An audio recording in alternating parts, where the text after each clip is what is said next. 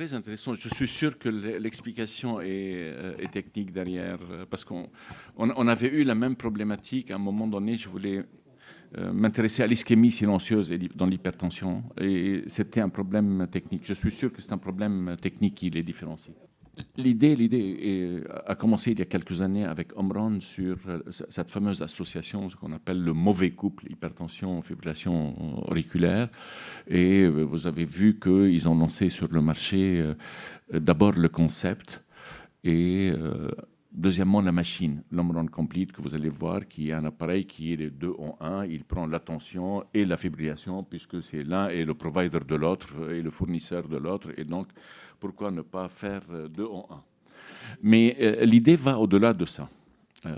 L'idée, ils ont compris, comme tous les fabricants, que vendre des appareils, ils ne veulent plus être des vendeurs d'appareils.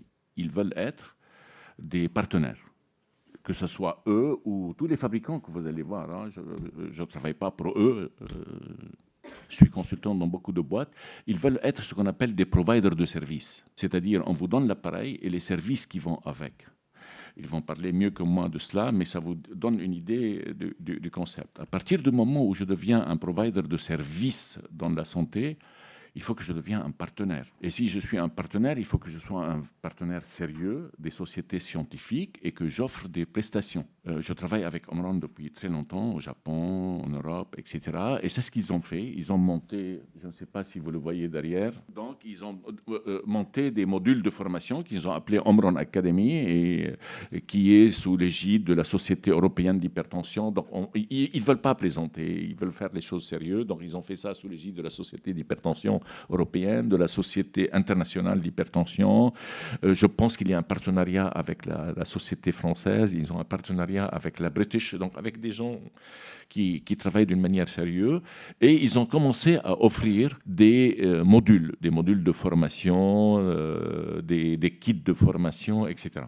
Et quand on a été approché pour faire la sensibilisation sur la fibrillation et l'hypertension artérielle, c'était lors de la réunion. On a dit, écoutez, il faut aller plus loin, ce n'est pas un sympo dans un meeting. Il faut faire ce qu'on appelle les réunions régionales. Et c'était quoi l'idée derrière? C'était de vous donner, vous, l'opportunité, si vous êtes convaincu que ce qu'on vous a raconté est vrai et c'est ce que ça va arriver, l'histoire de l'hypertension et de la fibrillation, il faut vous donner la possibilité de vous animer des réunions régionales, locales, soit avec vos médecins correspondants, soit au sein de la clinique dans laquelle vous travaillez ou l'hôpital dans lequel vous travaillez, d'organiser des staffs. Je ne sais pas si vous faites des staffs, nous on avait des staffs hebdomadaires et donc présentés.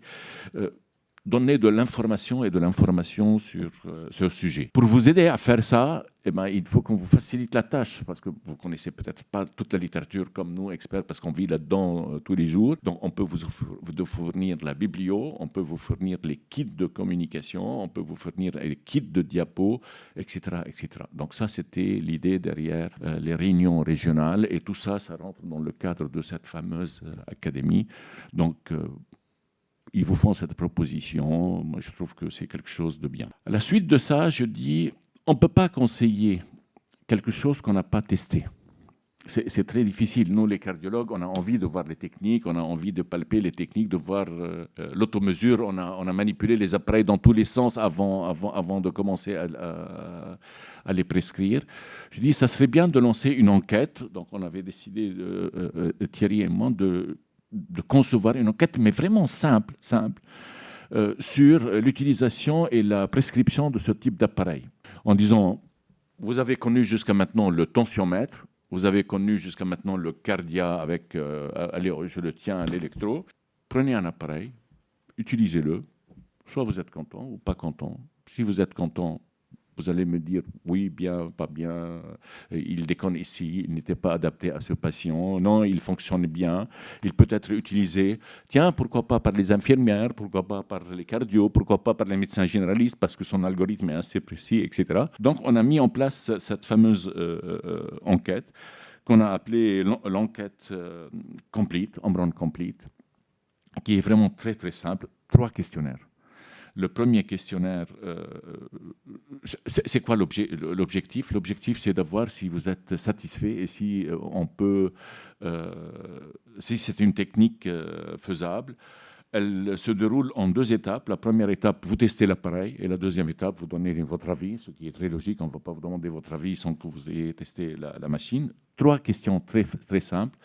Ça, c'est la première. Qui vous êtes? Et on aimerait savoir le type, enfin, quelque chose de classique.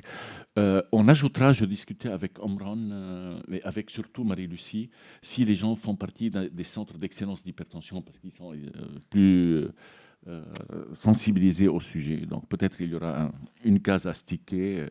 Travaillez-vous dans un centre d'excellence ou spécialisé, oui ou non? Testez la machine chez 10 patients de votre choix. Les 10 qui viennent les premiers ou les 3 premiers de chaque consultation. Il faut que ça soit par ordre, pas on choisit les patients.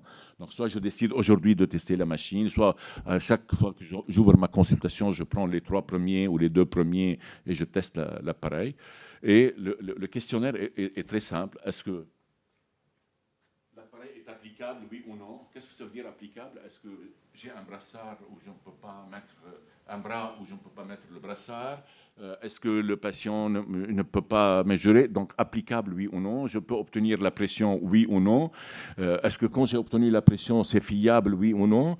J'ai eu un électro, oui ou non? Est-ce que le signal me paraît logique, oui ou non? Il a donné un diagnostic fibrillation alors qu'il n'y avait rien, donc il est aussi simple.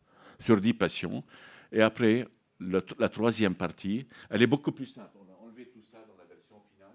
Il y a juste une page avec des questionnaires de 1 à 5.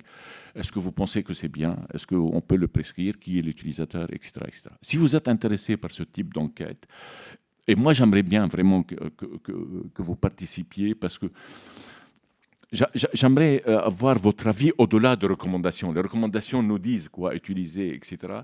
Mais c'est comme l'automesure. On a mis des années, alors que les recommandations, disons, il faut les utiliser. On a mis 10 ans pour que la prescription devienne automatique. Je prescris un antihypertenseur et je prescris l'appareil en même temps. C'est pour avoir votre avis là-dessus. Je remercie Omron d'avoir organisé cette réunion. Je remercie Roland Asmar, Benoît Lequeux et Thierry Garban d'être venus ici. Et pour moi, c'est important, ça me permet de conjuguer des réunions à la fois syndicales et sur la cardiologie qui me tient à cœur. Donc merci à tous pour votre présence et bon week-end.